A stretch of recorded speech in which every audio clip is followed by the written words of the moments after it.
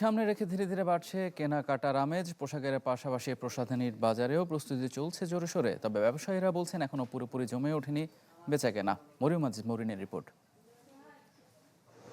ঈদ মানেই সাজগোজের প্রস্তুতি, যার বড় অংশ জুড়েই থাকে প্রসাধনী। রাজধানীর বিভিন্ন দোকানপাট থেকে শুরু করে অভিজাত বিপণী বিতান, ঈদুল ফিতর ঘিরে সবখানেই নতুন পণ্যের পসরা। তবে এখনো জমেনি বেচাকেনা। আমাদের এখনো কসমেটিক সেলটা ওভাবে হয় নাই, তো ইনশাল্লাহ আমরা আশা করছি 10 রোজার পরে আমাদের ভালো সেল হবে। Colour cosmetics, lipstick, eyeliner, mascara, এগুলো ফেস ওয়াশ ইত্যাদি এগুলো তো লাগবে, body spray, perfume, nail polish, এগুলো আপনার ড্রেসের সাথে ম্যাচিং করে তারা নেবে। ব্যবসায়ীরা জানান রমজানের মাঝামাঝি থেকে বাড়তে থাকে বিক্রি। শেষ দশকে এসে বাড়ে কয়েক গুণ। Lipstick, foundation, eyeshadow, perfume, skin care set সবকিছুর চাহিদা থাকে তুঙ্গে। আমার প্রয়োজনীয় যেগুলো দরকার ছিল ওগুলোই কিনেছি।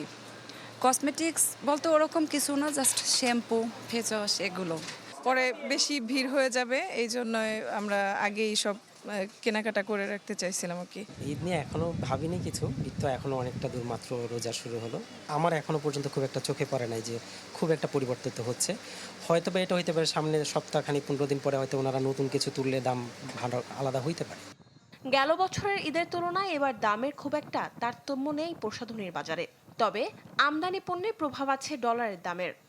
ডলারের দাম বাড়ার কারণে জিনিসপত্রের প্রোডাক্ট অটোমেটিকলি বেড়ে যায়।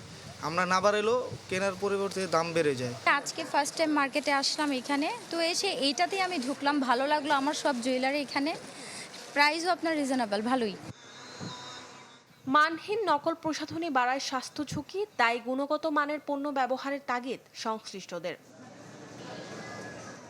মরিয়ম আজিজ মরিন, চ্যানেল 24, ঢাকা।